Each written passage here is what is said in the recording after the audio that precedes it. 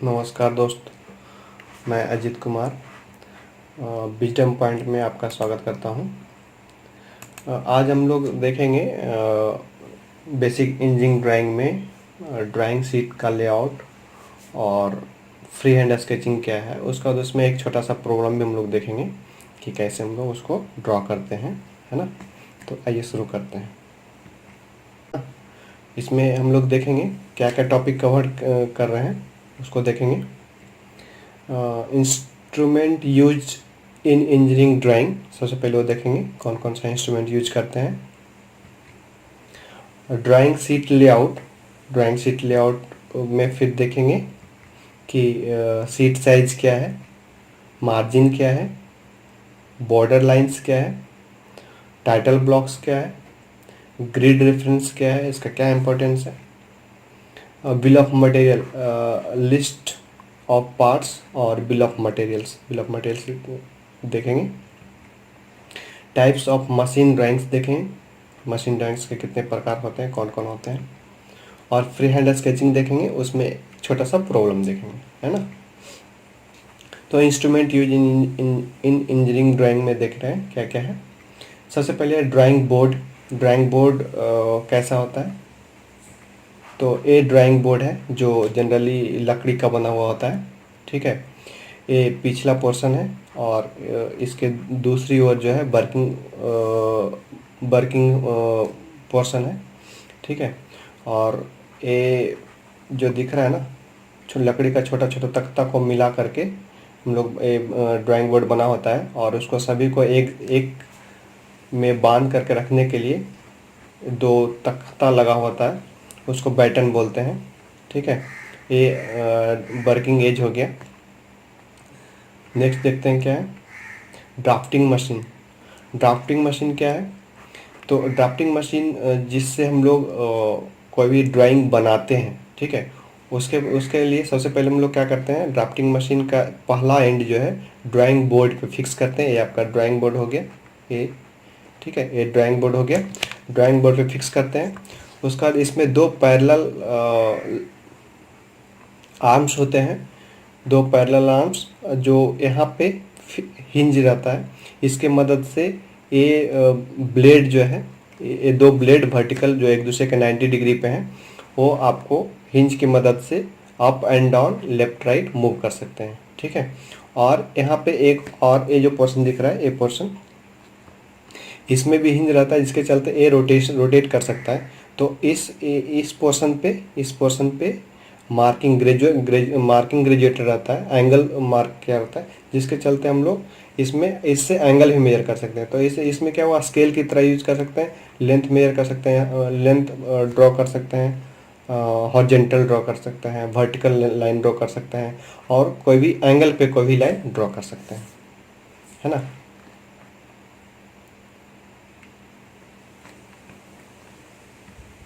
उसके बाद T square का मेनली यूज क्या है कि इसका शेप जो है टी टाइप का होता है। इसका शेप जो है टी साइज का होता है, इसलिए इसको टी स्क्वायर बोलते हैं।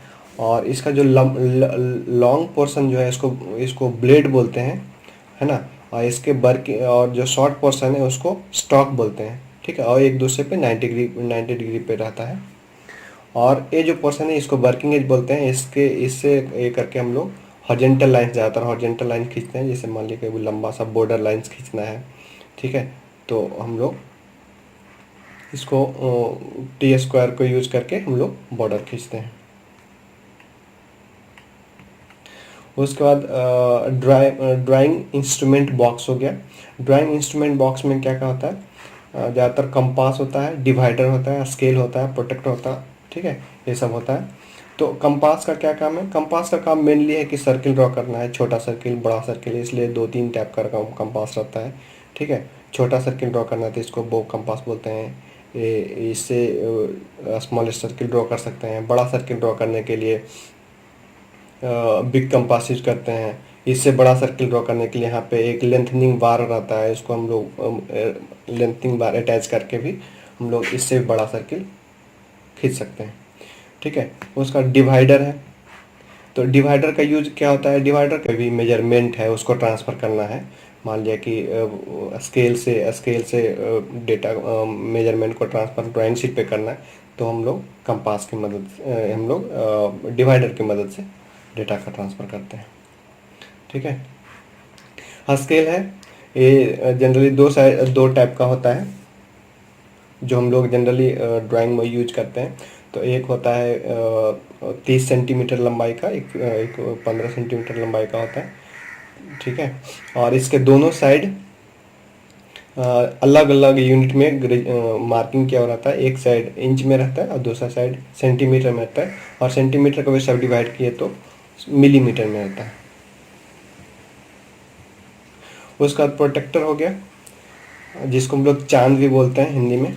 इसमें इसको जनरली यूज करते हैं एंगल मेजर करने के लिए या फिर एंगल ड्रॉ करने के लिए, है ना।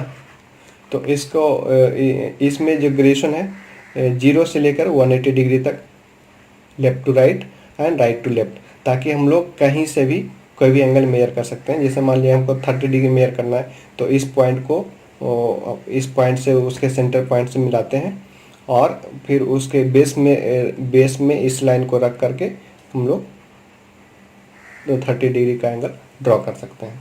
30 डिग्री हुआ, 45 डिग्री, या फिर जो भी आपको चाहिए उस आधार पर हम लोग ड्रॉ कर सकते हैं या मेजर कर सकते हैं। उसके बाद फ्रेंच कर्व ऐसा है जो कर्व हम लोग कंपास से नहीं ड्रॉ कर सकते हैं, उसके लिए हम लोग फ्रेंच कर्व यूज करते हैं। इसमें डिफरेंट साइज का कर्वेचर रहता है, डिफरेंट रेडियस का कर्वेचर रहता है। जैसे इसका डिफरेंट रेडियस है, इसका डिफरेंट रेडियस है, इसका डिफरेंट रेडियस। तो जो भी कर्वेचर शूट कर रहा है उस कर्वेचर को यूज करके हम लोग ड्राइंग को पूरा करते हैं, है ना। उसका ड्राइंग पेपर है, पेंसिल है, इरेजर है। ड्राइंग पेपर हम लोग जस्ट नेक्स्ट स्लाइड में थोड़ा डिटेल्स में आएंगे। ड्राइंग पेंसिल क्या है, डिफरेंट साइज का होता है। एक हार्ड ग्रेड का होता है, सॉफ्ट ग्रेड का होता है, मीडियम ग्रेड का होता है।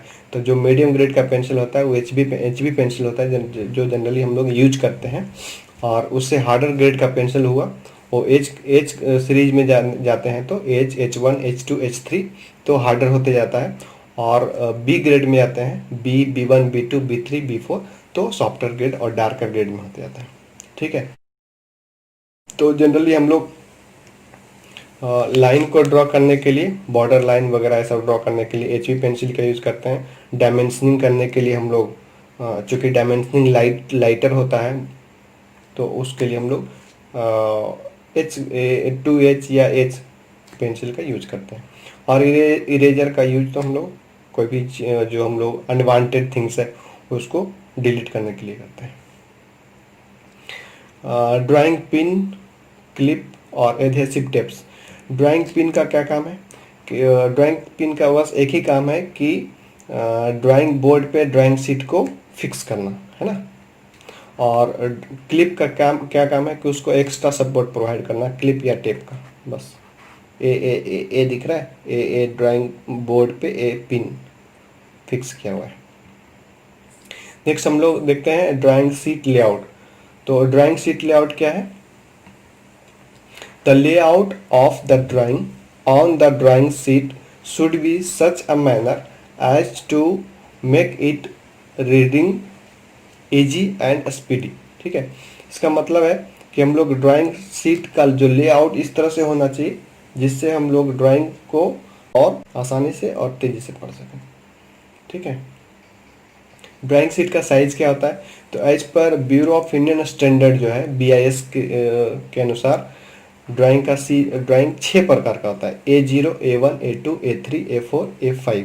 ठीक है। ये 6 प्रकार का ड्राइंग साइज, जो जिसमें सबसे बड़ा साइज जो होता है वो A0 साइज का होता है, और जो सबसे छोटा होता है वो A5 का होता है। ठीक है। इसमें 2 प्रकार का होता है, trimmed size and untrimmed size. Generally हम लोग ट्रिम साइज को यूज करते हैं। ठीक है। ट्रिम साइज ही हम लोग रिमेंबर भी रखेंगे, देखेंगे। ठीक है। और एक चीज़ इसमें है कि आप इसका साइज याद करने के लिए सबसे आसान तरीका है कि आप जो है इसका जो लेंथ है, लेंथ को हाफ कर दीजिए और विड्थ को वही रहने दीजिए, तो आपका उसके जस्ट नीचे वाला पोर्शन मिल जाएगा। जैसे इसका लंबाई है 1189, चौड़ाई है 841, तो चौड़ाई को हम सेम रखेंगे, 841 रखते हैं, और 1189 को 50 करते हैं, तो ऑलमोस्ट ये आएगा मोर और लेस। ठीक है, उसी तरह से फिर हम लोग इसकी लंबाई को आधा करेंगे और ये चौड़ाई को फिक्स रखेंगे, तो इसको लगभग लगभग मोर और लेस उतना ही आएगा। ठीक है, 594 को सेम रखें और 840 को आधा किए, 50 किए, तो आ जाएगा। उसी तरह से 594 को हम लोग 50 करते हैं और 420 को सेम रखते हैं, तो उसके बाद नेक्स्ट साइज मिल जाता है। तो इस तरह से हम लोग रिमेंबर कर सकते हैं। मार्जिन क्या है? Margin it is the space between untrimmed and trimmed size of the drawing sheet. ठीक है, margin is provided in the drawing sheet by drawing margin lines. Margin line draw करके हम लोग मार्जिन बनाते हैं।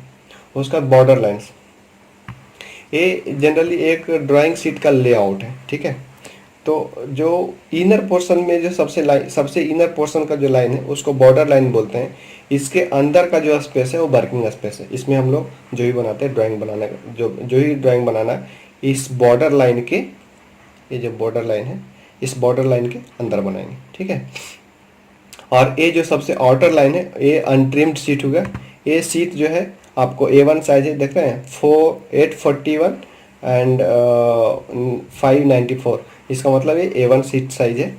और ये मार्जिन लाइन हो गया, ये ट्रिम्ड साइज हो गया, ये ट्रिम्ड साइज हो गया, और ये दोनों के बीच का जो बीच का जो एरिया हो गया, ये एरिया जो हो गया, ये एरिया जो हो गया, ये पूरा ये क्या हो गया?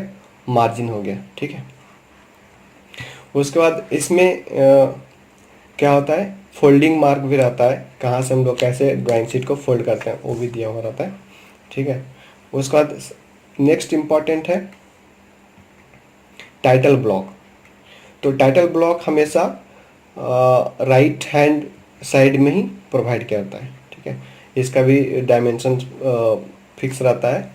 ठीक है, 65 इंटू 185 A1 साइज के लिए है। ठीक है, तो टाइटल ब्लॉक में क्या क्या चीज़ रहता है उसको देखते हैं। तो टाइटल ब्लॉक में नेम ऑफ द फिल्म रहता है। ठीक है, टाइटल रहता है, कौन सा टाइटल का ड्राइंग है, कौन सा स्केल में ड्राइंग बना हुआ है, कौन सा एंगल ऑफ प्रोजेक्शन में ड्राइंग बना हुआ है। जैसे फर्स्ट एंगल ऑफ प्रोजेक्शन हो गया, सेकंड एंगल ऑफ प्रोजेक्शन हो गया, थर्ड एंगल ऑफ प्रोजेक्शन हो गया, फोर्थ एंगल ऑफ प्रोजेक्शन हो गया। लेकिन जो जनरली ड्राइंग बनता है वो फर्स्ट एंगल या थर्ड एंगल में बनता है। इसका डिटेल्स हम बाद में पढ़ेंगे। उसका ड्राइंग नंबर है, ड्राइंग सीट है। ठीक है, ड्राइंग सीट जैसे मान लिया कि टोटल ड्राइंग नंबर 4 है। ठीक है, तो इसमें 1 of 4, 2 of 4, 3 of 4, 4 of 4, इस तरह से हम लोग सीट नंबर भी देते हैं। ठीक है, उसके बाद फिर डिजाइनर का यहाँ पे इनिशियल रहता है, साइन रहता है, डेट के साथ रहता है। ठीक है, तो वो सब रहता है। उसके बाद नंबर ऑफ सीट हो गया, इनिशियल ऑफ ड्राइंग चेक्स, जो अप्रूव्ड कर रहा है उसका है, जो चेक कर रहा है उसका है, सबका साइन विथ डेट रहता है। उसके बाद ग्रिड रेफरेंस का मेन क्या काम है कि कोई भी ड्राइंग को लोकेट करना है। मान लीजिए कि यहाँ पे एक ड्राइंग बना हुआ है, तो इसको लोकेट करना है। तो इसको लोकेट कैसे करेंगे? तो यहाँ से हम एक ट्रेस किए, यहाँ से एक ट्रेस किए, तो इसका लोकेशन क्या हो गया? E6 हो गया, है ना। तो हम लोग इसको आसानी से लोकेट करते हैं। जैसे मान लिया कोई भी ड्राइंग का पार्ट जो है यहाँ पे बना हुआ है, तो क्या इसका लोकेशन हो जाएगा B9। ठीक है, B9 या B10, तो B9।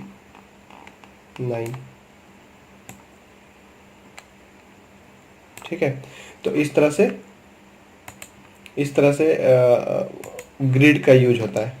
ठीक है, ग्रिड का रेफरेंस हम लोग ताकि ड्राइंग को आसानी से और तेज़ी से पढ़ सकें। ठीक है, लोकेट कर सकें। इसमें नंबरिंग आता है 1 2 3 4 लेंथ वाइज, और ABCDEFG जो विड्थ वाइज रहता है। ठीक है, ये स्टैंडर्ड है, यही रहेगा। उसका बिल ऑफ मटेरियल है। तो bill of material generally title block के ऊपर राइट साइड में ही रहता है। बिल ऑफ मटेरियल में क्या क्या रहता है तो इसमें डिस्क्रिप्शन रहता है, पार्ट्स का नाम कौन कौन सा पार्ट्स है, ठीक है, उसका पार्ट नंबर है, पार्ट्स का नाम है, उसका डिस्क्रिप्शन है, उसका कितना क्वांटिटी की ज़रूरत पड़ता है, कौन सा पार्ट्स का कितना क्वांटिटी है उसको रिकॉर्ड किया रहता है, कौन सा मटेरियल का बना हुआ है वो भी दिया हुआ रहता है, ठीक है, मास डिटेल भी दिया हुआ रहता है, कौन सा पार्ट्स का कितना मास है, एक्सपेक्टेड मास है ना होना चाहिए, वो भी दिया हुआ रहता है। उसके बाद हम लोग देखते हैं टाइप्स ऑफ मशीन ड्राइंग, है ना, कितने प्रकार के मशीन ड्राइंग होते हैं। तो सबसे पहले प्रोडक्शन ड्राइंग। प्रोडक्शन ड्राइंग जो it is legal document of company. It is used by the technicians on the shop floors for manufacturing parts, ठीक है, कोई पार्ट्स का मैन्युफैक्चर करना है उसके लिए।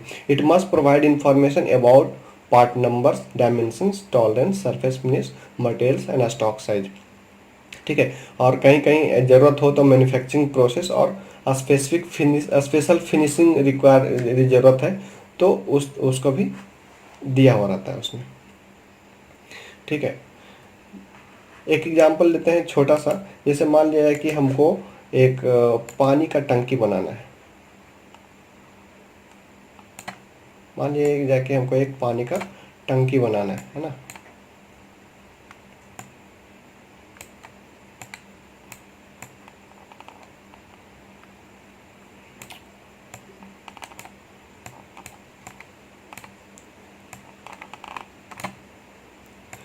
पानी का टंकी बनाना है तो इसके लिए हमको एक टंकी का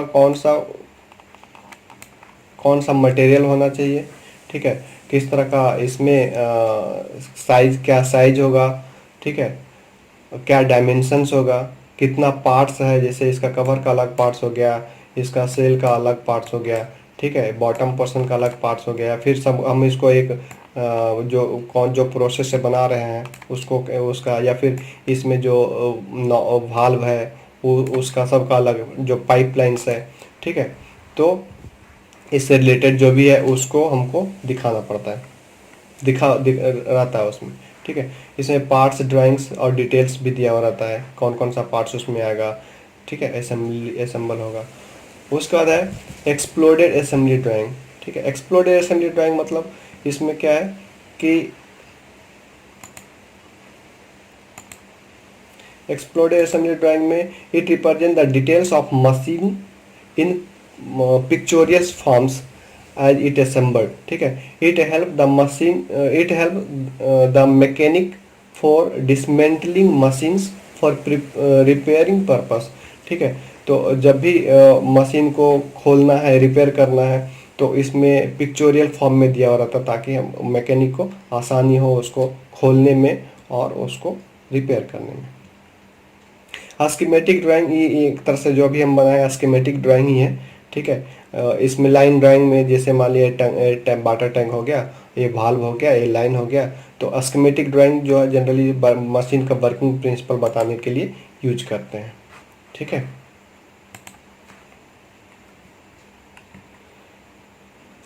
उसके बाद क्या है ड्राइंग फॉर इंस्ट्रक्शन मैनुअल्स। तो इंस्ट्रक्शन मैनुअल कोई भी मशीन का के लिए उसका उसमें इंस्ट्रक्शन मैनुअल दिया होता है, ठीक है। इंस्ट्रक्शन मैनुअल में जैसे कोई भी रेफरेंस के लिए कोई भी असेंबली कर रहे हैं, असेंबलिंग कर रहे हैं या डिसमेंटलिंग कर रहे हैं कोई पार्ट्स को, तो उसके लिए इंस्ट्रक्शन मैनुअल का ज़रूरत होता है। अभी तो इंस्ट्रक्शन मैनुअल कहीं हर जगह दिया जाता है, जैसे कोई मोबाइल खरीदे हैं तो उसमें इंस्ट्रक्शन मैनुअल, या कोई मशीन खरीदे तो उसमें इंस्ट्रक्शन मैनुअल दिया जाता है कि इसको ऐसे ऐसे पढ़ें, इसका वर्किंग प्रिंसिपल ऐसा है, इस तरह से, ठीक है। तो उसमें पूरा डिटेल्स एक्सप्लेन किया रहता है। उसका ड्राइंग फॉर इंस्टॉलेशन। इंस्टॉलेशन में कोई मशीन को जब हम इंस्टॉल करते हैं, ठीक है, तो उसमें ओवरऑल डायमेंशंस दिया हुआ रहता है, ठीक है। It use for preparing foundations for installing machines. Machine के इंस्टॉलेशन के लिए जो फाउंडेशन बनाते हैं उसके लिए यूज करते हैं। ड्राइंग फॉर कैटलॉग्स, इसमें सभी का सूची दिया हुआ रहता है, कैटलॉग्स मतलब सूची होता है, ठीक है। तो special assembly drawings are prepare for catalogues with overall principles dimensions. तो जो भी प्रिंसिपल डायमेंशन है उसके लिए हम लोग एक सूची बनाते हैं, कैटलॉग बनाते हैं, है ना। उसका टेबुलर ड्राइंग्स। टेबुलर ड्राइंग्स जैसे एक ही टाइप का एक ही टाइप का डिफरेंट डिफरेंट साइज का, मान लिया कि यहाँ पे हम लोग एक बोल्ट बना रहे हैं, तो एक ही बोल्ट जो है, बोल्ट सेम है लेकिन उसका साइज डिफरेंट डिफरेंट है, ठीक है। M18 है, M14 है, M20 है, तो डिफरेंट डिफरेंट डायमेंशंस के लिए, लेकिन साइज एक ही है, उसके लिए हम लोग टेबुलर ड्राइंग यूज करते हैं, है ना। नेक्स्ट चलते हैं फ्री हैंड स्केचिंग। तो फ्री हैंड स्केचिंग कैसे करते हैं, सबसे पहले हम लोग सीखेंगे कि how to sketch straight lines free hand. तो यदि मान लिया जाए कि हमको कोई हॉरिजेंटल लाइन खींचना है, तो हम लोग हॉरिजेंटल लाइन को लेफ्ट से राइट की ओर खींचेंगे, ठीक है, लेफ्ट से राइट ही खींचा। तो और वर्टिकल लाइन खींचने के लिए टॉप टू बॉटम ही खींचेंगे, ठीक है। इस तरह से कोई भी हॉरिजेंटल लाइन खींचना है, वर्टिकल लाइन खींचना है, तो सबसे पहले हम लोग इसको हॉरिजेंटल खींचने के लिए वही top to left to right, और वर्टिकल खींचने के लिए टॉप टू बॉटम खींचना है। इंक्लाइन खींचना है तो इसमें भी लेफ्ट टू राइट ही खींचना होगा, ठीक है। नेक्स्ट चलते हैं हाउ टू स्केच सर्किल्स। तो सर्किल कैसे ड्रॉ करते हैं, तो सर्किल ड्रॉ करने के लिए सबसे पहले क्या करते हैं, हम लोग numbers of line, straight line खींचते हैं कुछ एंगल पे, ठीक है। जैसे मान लिया हम 45 डिग्री एंगल पे खींचे हैं, हॉरिजॉन्टल खींचे, वर्टिकल खींचे और 45 डिग्री पे, तो 45 डिग्री पे जो एंगल हो गया। अब हम लोग क्या करेंगे कि इसको अपने अनुमान से, आई एस्टिमेशन बोलते हैं, अनुमान लगा करके हम लोग इसको मिलाने की कोशिश करेंगे इस तरह से, ठीक है। तो इसको मिलाएंगे तो एक सर्किल का निर्माण होगा, है ना। इसको हम लोग मिलाएंगे तो एक सर्किल का निर्माण होगा। और एक चीज़ और है कि यदि आप लाइंस जो है 45 डिग्री पे खींचा हुआ है, यदि 30 डिग्री पे खींचेंगे, यानी इसका मतलब यदि नंबर्स ऑफ लाइन ज़्यादा होगा तो सर्किल का एक्यूरेसी ज़्यादा होगा, फ्री हैंड खींचने में ज़्यादा अच्छा सर्किल खींच सकते हैं। यहाँ पे 30 डिग्री पे खींचा गया है, ठीक है, तो नंबर्स ऑफ लाइंस ज़्यादा होने पे इसका एक्यूरेसी बढ़ जाएगा, आपको ट्राई कीजिए, ठीक है। नेक्स्ट चलते हैं कि आर्क कैसे खींचते हैं। ये सब का जरूरत पड़ेगा फ्री हैंड स्केचिंग में, ये सब का जरूरत पड़ेगा, हम लोग नेक्स्ट क्वेश्चन लेंगे तो उसमें जरूरत पड़ेगा। तो आर्क खींचने के लिए सबसे पहले हम लोग एक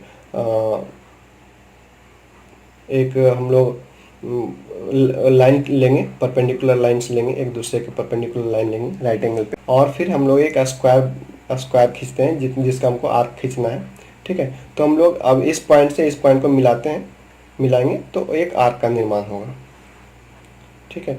या फिर आर्क देखिए, कोई बड़ा आर्क खींचना है तो हम लोग राइट एंगल लाइन लिए, उसके बाद हम लोग नंबर्स ऑफ लाइन ड्रॉ करेंगे, और हम लोग फिर सभी लाइंस को अपने आई एस्टिमेशन के अनुसार मिलाते जाएंगे, तो उससे एक एंगल का निर्माण होगा, आर्क का निर्माण होगा, ठीक है। आप जैसे 60 डिग्री पे बनाना तो 60 डिग्री पे एक खींच लिए, उसके बाद 3-4 लाइन हम खींच लिए, और उसको हम 3 लाइन 4 लाइन 5 लाइन जो भी आप अनुसार ज़्यादा लाइन खींचेंगे तो आर्क जो है ज़्यादा एक्यूरेट होगा, उस आधार पर हम लोग आर्क को ड्रॉ कर सकते हैं, ठीक है। तो स्केचिंग प्रोसीजर फॉर कंपोनेंट्स। अब एक कंपोनेंट हम लोग लेते हैं और उस कंपोनेंट को हम लोग स्केच करते हैं, कैसे कैसे स्केच करना है। जैसे हमको एक कंपोनेंट है, ठीक है, इस कंपोनेंट को हमको फ्री हैंड स्केच करना है, तो हम लोग सबसे पहले प्रोसीजर क्या करेंगे, तो सबसे पहले हम लोग देखते हैं इस कंपोनेंट का पहले क्या क्या एक व्यू होता है, ठीक है। तो यदि हम इसके सामने से देखें, मान लीजिए इसका सामने का व्यू ये है, तो इसको हम लोग बोलेंगे फ्रंट व्यू, ठीक है, इसको हम लोग बोलेंगे फ्रंट व्यू। यदि ये सामने हो गया तो ये ऊपर हो जाता, तो ये ऊपर से देखते हैं तो इसको हम लोग बोलते हैं टॉप व्यू, ठीक है, टॉप से देख रहे हैं तो टॉप व्यू हो गया, ठीक है। और ये साइड हो गया तो इस साइड से देखते हैं तो इसको बोलते हैं साइड व्यू, है ना, साइड व्यू। तो हम लोग सबसे पहले क्या करेंगे कि इसका लंबाई जो है, इसका लंबाई कितना 150 है। यदि हम मान लेते हैं डायमेंशन सभी mm में है, तो 150 mm लंबाई, और ये चौड़ाई कितना हो जाएगा, ये 40 है, यहाँ से देख रहे हैं, ए लाइन सेंटर लाइन 40 है, और ये रेडियस दिया बना हुआ है 30 mm का, आर मीन्स रेडियस, तो ये 30 mm का एक रेडियस सेमी सर्किल है। तो टोटल हाइट हो गया 40 + 70।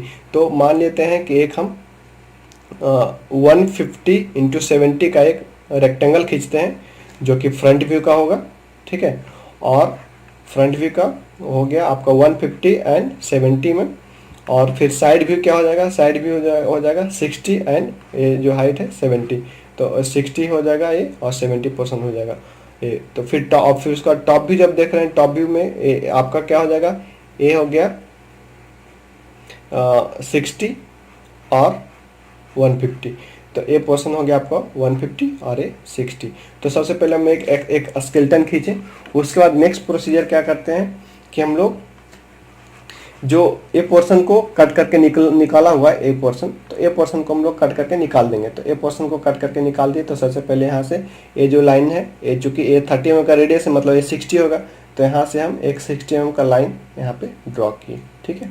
और फिर ये जो ए बना हुआ है आपको ये डायमीटर दिया हुआ है 30 mm का। तो यहाँ पे हम यहाँ से 40 mm के हाइट पे मेजर करके 30 mm का एक रेक्टेंगल खींच लेंगे, सॉरी स्क्वायर खींच लेंगे। और उसी तरह से हम लोग इसको भी ड्रॉ कर लेंगे। 30 mm साइड, 30 mm का ए साइड हो गया ए पोर्शन। और फिर इसका रेडियस 20 mm। तो ए यहाँ से 20 mm का एक और स्क्वायर टाइप का हम लोग आगे बढ़ाएंगे, ठीक है। तो ये पूरा लेंथ हो गया, ये भी 20 है, ये पूरा 20 हो गया। यहाँ से यहाँ भी 20 है, यहाँ से 20 है और यहाँ से 30 है, ठीक है। उसके बाद ए हाइट दिया हुआ है 20, ए हाइट दिया हुआ है 20। यहाँ पे हम यहाँ से जो लाइन कट कर रहे हैं ये 20 लाइन खींचे, ठीक है। उसके बाद हम लोग क्या बनाएंगे, उसके बाद हम लोग इसमें सेमी सर्किल बनाएंगे इस तरह का। और इसमें हम लोग चूंकि ये रेडियस बना हुआ है तो सेमी सर्किल बनाएंगे। यहाँ पे हम लोग सर्किल बनाएंगे,